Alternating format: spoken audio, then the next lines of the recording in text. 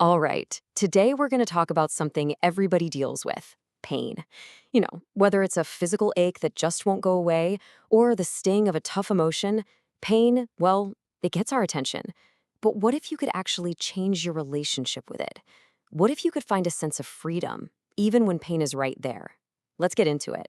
So let me just ask you this. When that feeling of pain shows up, what's your go-to move?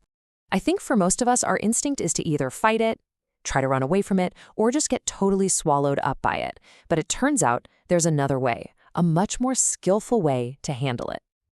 Now, before we even try to deal with pain, we've got to have the right tool in our toolkit. And that tool is a skillful sense of self. And I know that might sound a little weird, especially if you've heard anything about Buddhist ideas. A lot of people hear about Buddhism and think the goal is to have no self, to just get rid of the self completely. But that's a bit of a misunderstanding. The point isn't that you don't have a self, it's that your sense of self is something you're actively creating all the time. And the real goal is to get good at creating a helpful one. Think of it like this. There's a big committee meeting happening in your head, and all these different voices are chiming in. The unskillful self? That's the voice whining, I can't do this, or I just don't feel like it. It gets pushed around by everything. But the skillful self? That's the confident, responsible one. It's the part of you that's a reliable mainstay. The practice really is just noticing that unskillful voice and choosing not to hand it the microphone. You get to decide which part of you is in charge. And this really gets to the heart of it. You have to build a self that can be its own anchor, its own support system. This means really developing qualities like integrity and mindfulness, so that when a challenge like pain shows up, that's the version of you that's ready to handle it. That's the self you need. Okay, so picture this. You've been working on cultivating that reliable, skillful self. You decide to sit down, get quiet, maybe meditate, just find a little peace. And, of course, that's almost always the exact moment that pain decides to show up to the party. So what does our mind do? What's its default setting? It zooms right in on the pain. A little twinge in your back, a tightness in your neck, and suddenly that sensation becomes the star of the show. It's like the center of the entire universe. And that's the unskillful habit we need to change. So what's the skillful way to do it? Well, there's a method, and honestly, it's pretty counterintuitive at first. It's all about deliberately shifting your focus. Let's just walk through it. Okay, so the first step, and this is the big one, is to do the opposite of what you want to do. You deliberately don't focus on the pain. Instead, you look for comfort. Just scan your body. Where does it feel okay? Maybe your hands feel fine, or your ears, or your nose. Put your attention there. Then start to notice your breath, but think of it as a kind of energy flowing through your whole body. Once you've got a good sense of that comfortable, flowing energy, you gently let it flow into and through the area that hurts. Now, why on earth does this work? Because the pain isn't some solid brick wall. On a physical level, your body is mostly empty space between atoms. So you can imagine that breath energy flowing right through the gaps in the pain, not crashing up against it. Just changing that mental image can make a huge difference.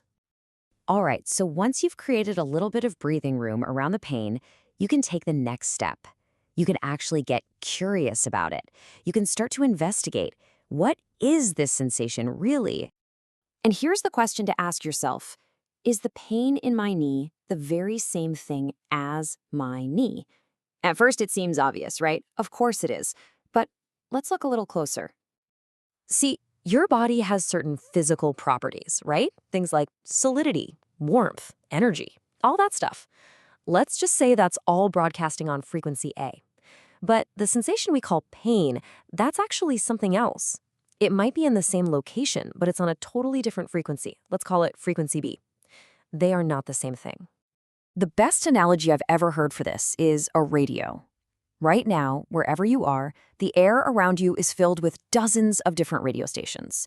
News, pop music, classical, they're all in the same space. But your radio can only tune in to one at a time. It's the same thing here. You can learn to tune your attention to the frequency of the body, the breath, the warmth, instead of being stuck on the frequency of the pain. So this is the whole secret right here. This is the key that unlocks everything. Your ability to tell these frequencies apart and to choose which one to tune into, it all comes down to the power of your perception. How you see it changes what it is. Let me give you this amazing image to hold on to. Imagine you're a little kid again, sitting in the backward-facing seat of an old station wagon. As the car drives forward, every single thing that comes into your view, a tree, a house, a signpost, is, by definition, already moving away from you. That's the perceptual shift we're going for. And this isn't just a theory, it comes from a really powerful real-life story. The person who figured this out was once getting a treatment where a doctor was, get this, beating his back with bamboo whisks. And at first, it was just awful. He was thinking, what have I done to deserve this? But then, in the middle of it all, he realized he had a choice. He realized that if he saw the pain as coming at me, it felt like an attack. It was overwhelming, scary, almost malicious.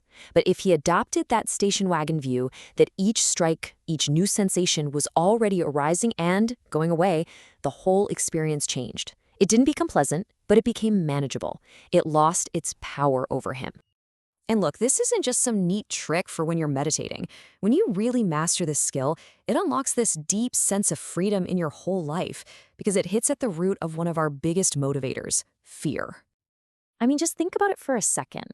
How many of the choices we make every single day are driven by a fear of pain? The fear of discomfort, the fear of failure, the fear of getting our feelings hurt. That fear can be a huge force in our lives, pushing us to do things we know we shouldn't.